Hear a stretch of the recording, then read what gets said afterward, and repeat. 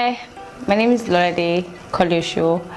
I'm 23 years old, creative director, ML Pro Beauty, fresh graduate, University of Ibadan, philosophy, and yeah, that's about it. Oh yeah, I'm like the third of the 3 girls from my late parents. So yeah, practically that's it. I don't know, I started off as a joke. Yeah, like it wasn't something I planned.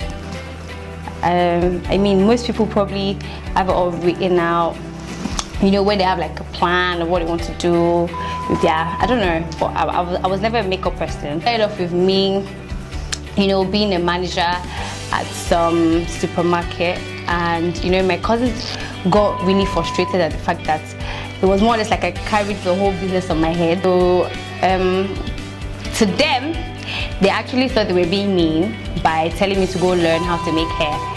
But in the long run, I think over time, it was something that I realized that whatever I go into, I just always tend to stand out. Yeah, so when I started the hair training, I don't know, I was quite good at it. And where I was, I made like a, how do I put it, like, let me, okay, so where I was, it was more or less like I got there and then changed like the whole system. Do you understand? Then my cousins realized again that I was fine where I was. I wasn't complaining. You know, it was somewhere right next to my house, and that area was where, like, quite random, not random, but it's just some parts of Lagos that, I don't know, it's not like them Lekki, you know, Surulere, maybe, no, Surulere is quite, but not like them Lekki, you know, them VI, Ikoyi and all that. So where I was training for the hair was like quite close to my house, and most times it was like the old school kind of training where the boss would tell you to like go and fetch water. And the annoying thing was we sold water right in front of our house, so most times we had to like go and fetch the water right from my own house and then carry it to our shop. So I don't know, and everyone referred to me as like the get inside, you know, the type that's probably not allowed to go out, like restrictions. So it was quite weird that I had to do many of these things, you know, but yeah, I did it. And then after a while, I gained admission into the University of Ibadan, so I already knew how to make hair. So I went in with my tools, and yeah, I started making hair for students. So many of them were familiar with me making hair and not makeup, because I don't wear makeup. So that was it. And then yeah, then there was this strike, 6 months, the ASU strike. So I was in the house, and then my cousin was just telling me, oh Lolade, some lady just passed on, and they were colleagues back in secondary school. I mean, they were classmates back in secondary school, and then she asked if I knew her, that she's a makeup artist. I was like, no, I don't know her. Like, really, makeup artist, is that a job? I said, yes, now that she even has a studio at Ikeja. I was like, okay, so even makeup artists have studios. Like, what are they doing? What are they selling? And it's like, people come to do makeup now. That I should check on Google that she's trending, like her news and all that. So I checked, and then I typed Ewa makeovers, and then I was amazed because her video was everywhere, her news about her death. So I was like, okay, I was quite interested. So one of the videos that came up was one of our YouTube videos of how to tie gele. So I watched the video and I was quite interested, and after watching, I don't know, there was this thing in me to just go and keep trying. So I kept trying, not like I wanted to start off, but I was like, okay, this is quite cool, let me learn how to tie gele. So I used to go to my grandma's room, my auntie's room, sorry, and then I'll pick up her old gele, try to tie. So you know, it was during the strike, and then BBM was like the trend. So I was always updating like my profile picture of the gele I tied today. So many of my friends were already interested, and they were like, ah, it's nice, this. So when I just switched my brand name to Lolade Ologe. Why? Because when I was tying the gele, some lady in my neighborhood, she believed because I could tie gele, like I already knew how to do makeup. So I didn't know that if you know how to tie gele, you have to like learn makeup as well. So it's like, oh, she has a wedding coming up a few months and she wanted me to do it. How much would I charge? I don't know. So all I knew was to tie gele. I didn't know about the makeup. So a night to the wedding, I went online, YouTube, and I typed how to do bridal makeup. And when I did, I saw several videos. amazed. So I watched these videos and I learned one or two things. It was more or less like I was preparing for an exam, because I was just writing, okay, like after you draw the brows, then you apply pink, then you apply green. So then the trend for bridal makeup was like where you use pink and silver, brown, you know, they would specify the colors for you to use. So I had to write it down. I wasn't concerned about what she was wearing, but I just wrote the whole process down from someone else's video. So when I called on my sister and she borrowed me 5,000. Was it borrow or give? I don't know, but she sent me 5,000 naira, my Kike. And then I went to like some lady, I can't remember her name. Yakodri, no, not Yakodri, I don't know. She makes hair, and to her, she sells products. And to her, they are original. So I was like, okay, I want to buy products. I gave her the 5,000, I bought stuffs, and then basic things I needed based on the video. So when I got there, her sister, the bride's sister, were surprised at the fact that they were expecting someone to come in with like a trolley, but me, I only went there with like some Ankara purse, and that Ankara purse was from my late auntie's burial. So I packed it, and then they were amazed. So I wasn't quite, how do I put it? I wasn't proud of what I was going to do, because that was like my first time. But fortunately for me, the bride's mother called the sisters out, and then they were like, oh, she wanted them to do something. So before they got back, I'd already done my own good job. So when they came in, they were amazed. They're like, oh, the style looks good. So then I was like, okay, I'm a pro now.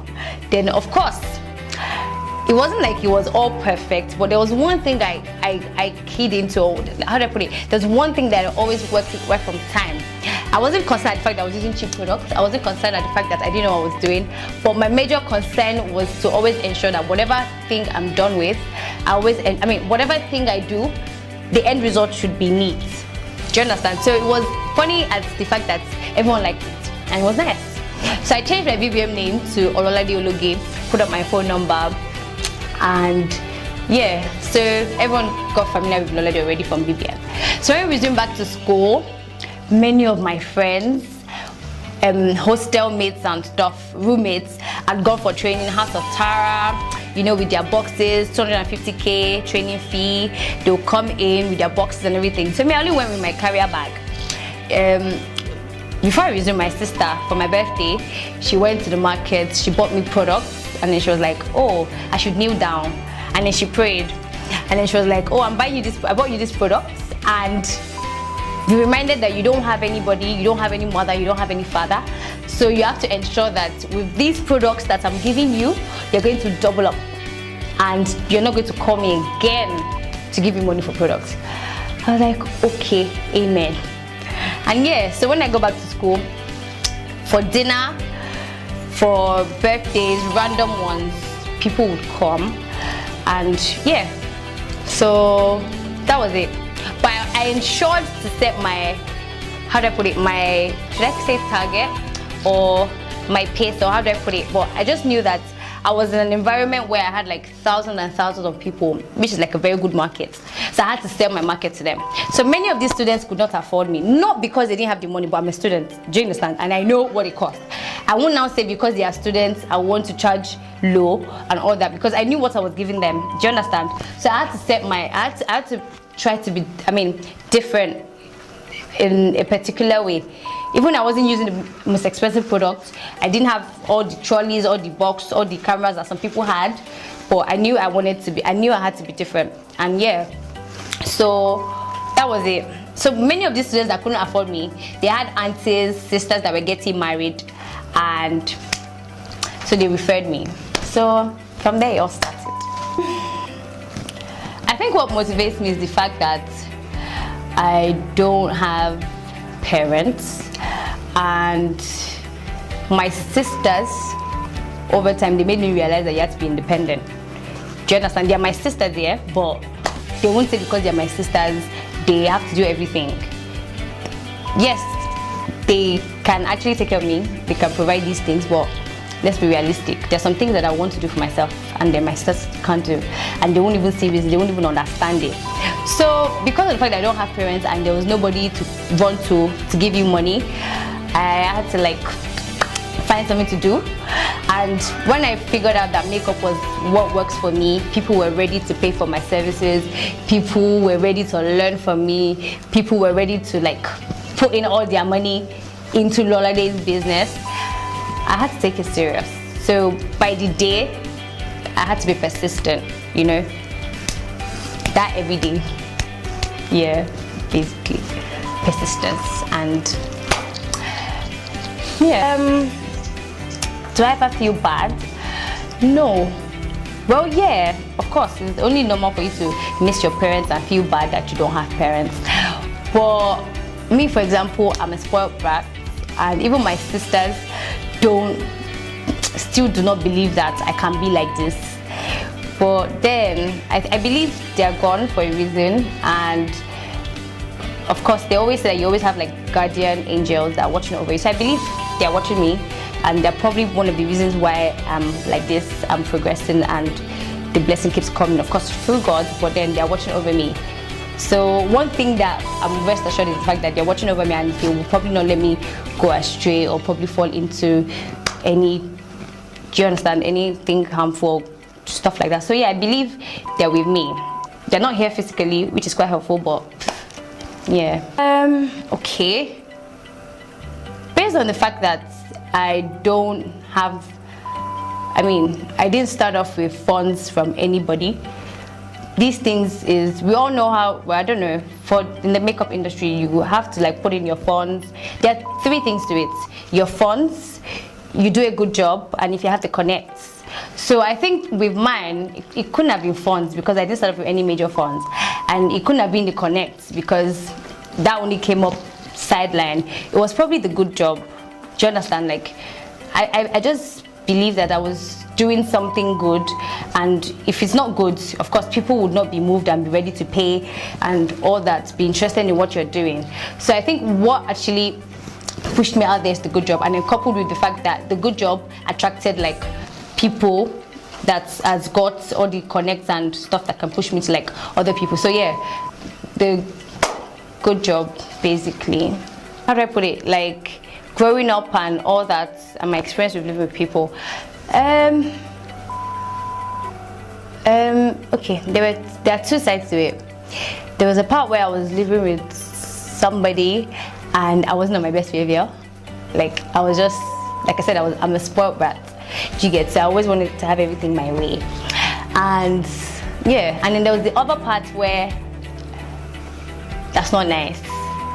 You know, the part where there's no parents, then you think you have some family members that are on your side. Please be reminded that even if you have your complete family, you're on your own. Do you understand? Like, I'm sure you don't want to try to test anybody before you realize that no one's concerned.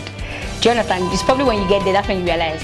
So, you know when you have family members and you think you have everything, but no, you don't.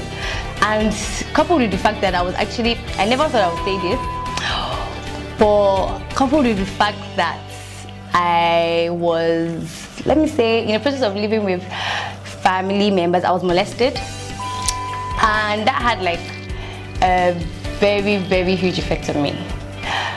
You know, it had a very huge effect on me in the sense that it changed my mindset, like everything about me towards guys, towards people. I have trust issues. Do you understand? Like I can't trust anybody. Friends, family, nobody. It's so bad that even if you call me now and say something and tell me, oh, I'll call you back in like 2 minutes, I won't believe you, because I've had, I don't know, because people that I don't believe would probably want to like hurt you, want to like do stuff to you and stuff like that, are the ones that are taking advantage. So basically I've had people take advantage of me, and that alone has like affected everything that has to do with me. So that has actually cost me a whole lot, because now it has affected the way I relate with people, it has affected the way I think about certain things, it has affected the way I do things, say things, and it's not nice. This is one thing that I don't think I would want any girl out there to face. But you know, when it comes from like a family, that's like the worst part. So like I said, it's not something I wanted to say or probably be popular about, because I'm sure a lot of people are facing their stuff. But I was molested at the age of when I was 6 years old, and that was like the time when we had no, you know, my dad was out of the country, and it was just me, my sisters, and my mom. And yeah, so my mom, would I say she was always busy? No, she wasn't always busy, but she just didn't pay attention, you know. Not like she was being carefree, not like she was being mean, but she just didn't notice these things. And this is one thing that I think is very important for mothers out there. Like, you know, you have to pay attention to every single thing that has to do with your child, because you don't know what they're going through. And if they're not comfortable telling you these things, then there's a problem. So he made it, to me though, he made it look like it was a good thing. He made it look like it was the best thing. He made it look like if it's not him, no other person. And because of that, I don't know if it was something that was trending about that time, but trust me, when a girl is young, just before she grows up is about the time that she needs all the attention she can get. Because whatever she starts off with is what she's going to grow up with. And by that, you know, so it was very, very hard. At that time, I didn't think it was hard. At that time, I didn't think it was bad. It was good. And I'm only just happy that they didn't do the worst things. They didn't mess me up too bad. Because if they did, I can't imagine what I'll be right now or what I'll be like right now. Because even at the little that they did, I'm still traumatized. You know, so I don't know. I don't think, because I was young, so I can't say if there was something that was like very attractive about me. Although right from when I was young is when I used to get comments like, oh, you're beautiful, oh, you're this, but you know, now that I'm thinking about it, I didn't have boobs, I didn't have a big bum, I didn't have anything that's quite attractive. I was slim. They call me Lepashandi, LSD. That's because I was very slim. So I'm trying to think of what it is that probably attracted them to me. So if a man can be like that, that can do something that nasty to someone very young, I can only imagine what a girl that's going through this all of her life.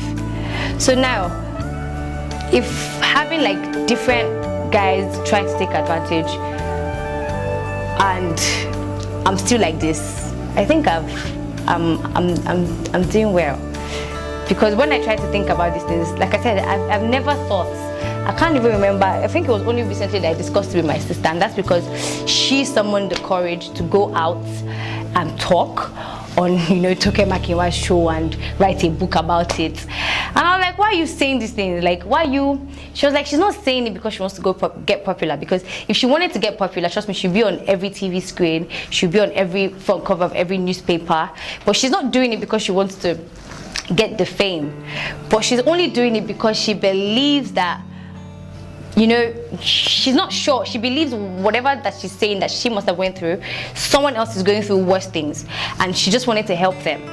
And she was the one that made me realize that as much as I really like my mom, she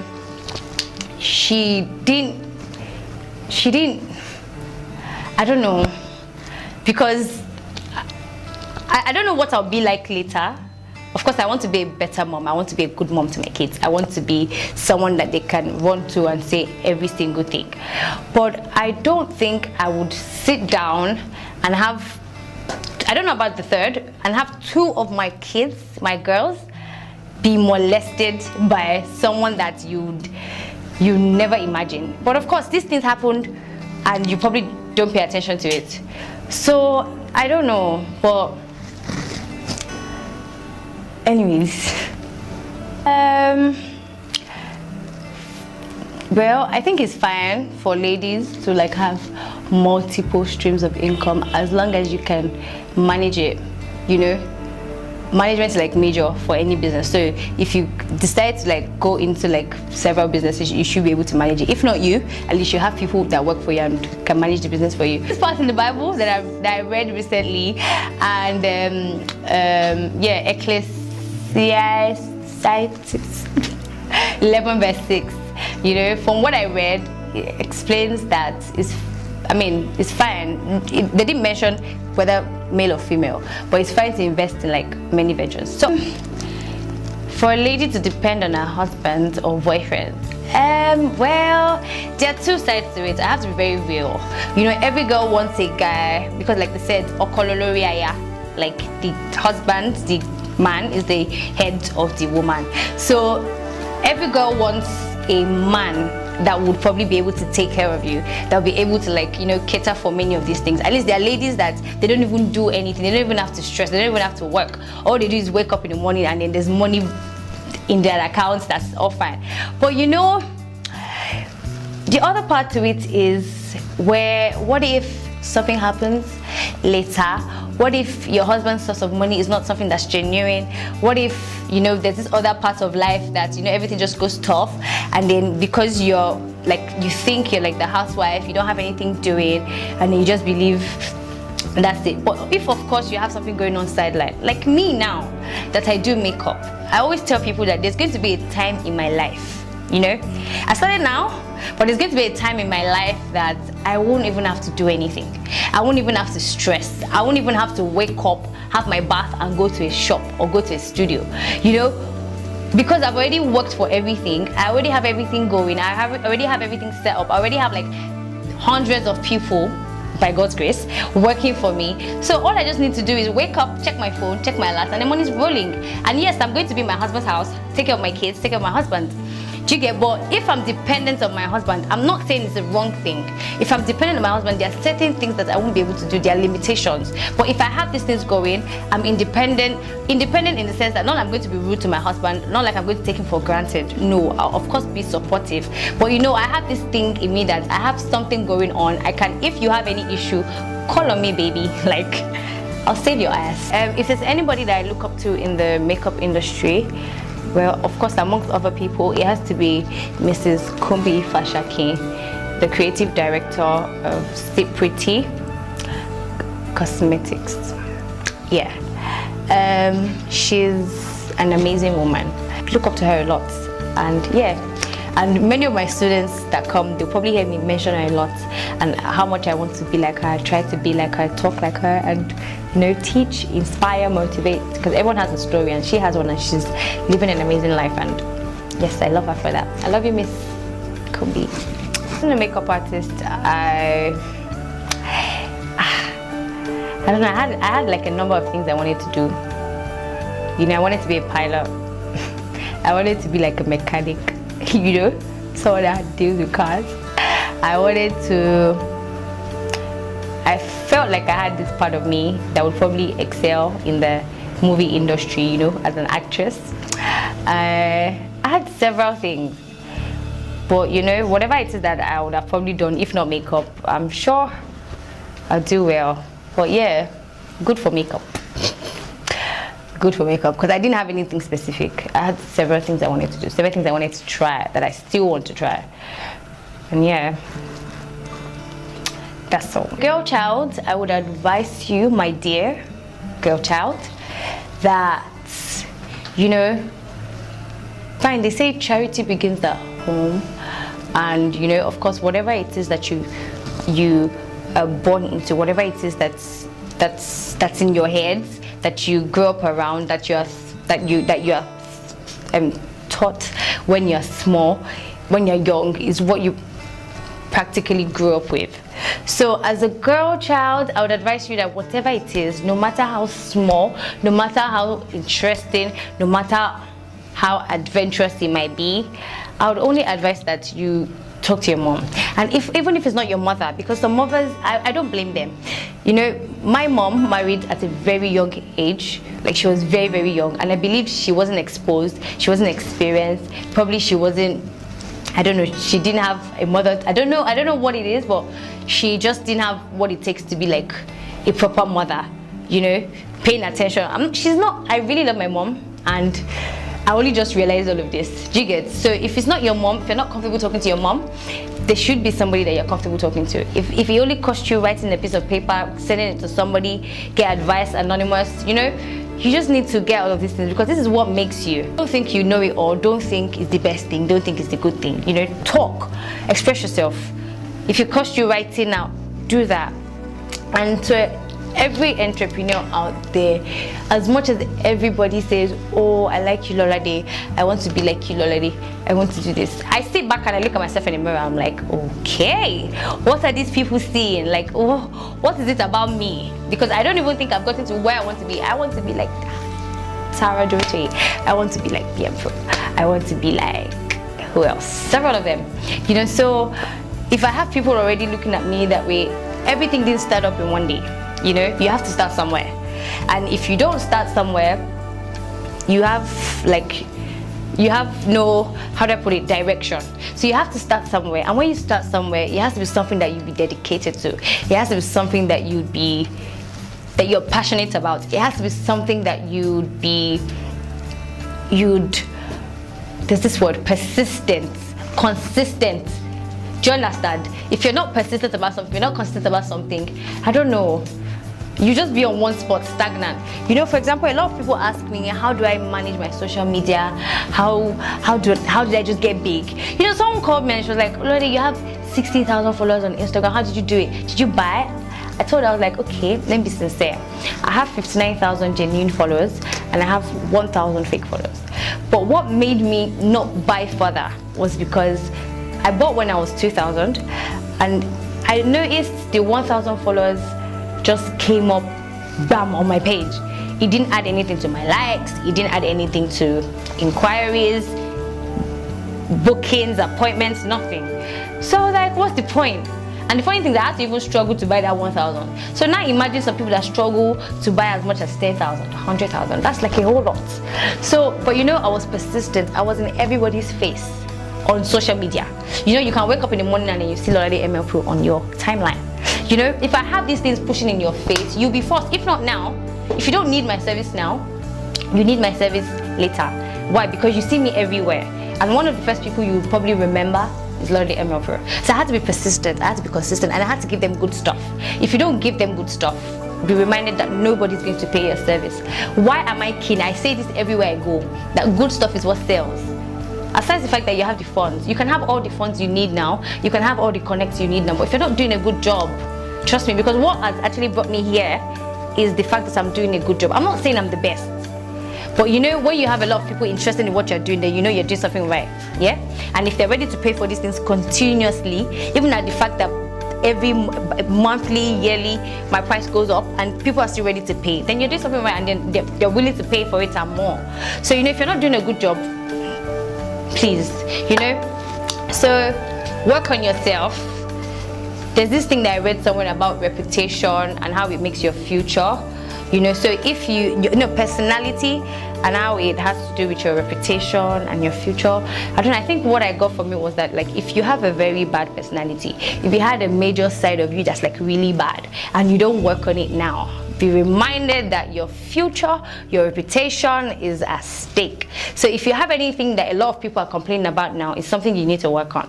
You know, it's something you need to work on it, change. Okay, my best song at the moment is What Can I Do by Ty Tribe, and it goes thus. It goes, okay, tell me, what can I do? 'Cause I can live without you.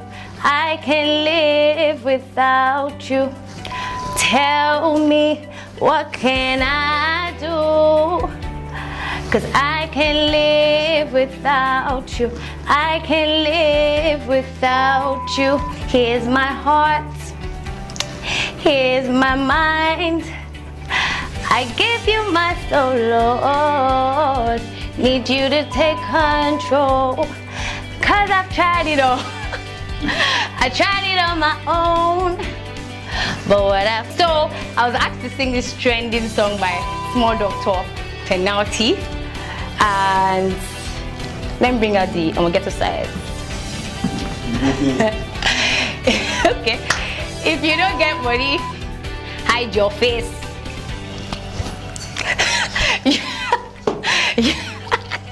You can call me Small Doctor or Moya Teacher. Okay, what's that bit? gang, gang, gang, gang, gang. I don't know. Oh, lepa, ye masun, bako. What's that for? Ye masun, berejo. Oh yeah, gang, gang, gang, gang, gang, gang, gang, gang, gang, gang, gang, gang, gang, gang, gang.